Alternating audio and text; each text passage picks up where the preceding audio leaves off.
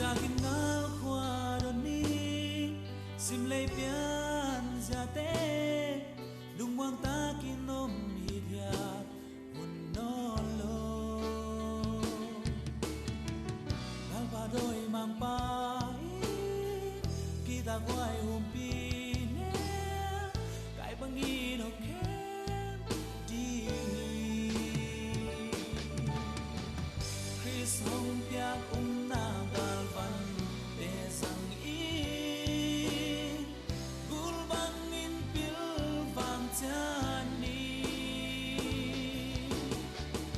imaya paisa te na bang to gal pa hong kem ding lam je pil vangin kwa pok chani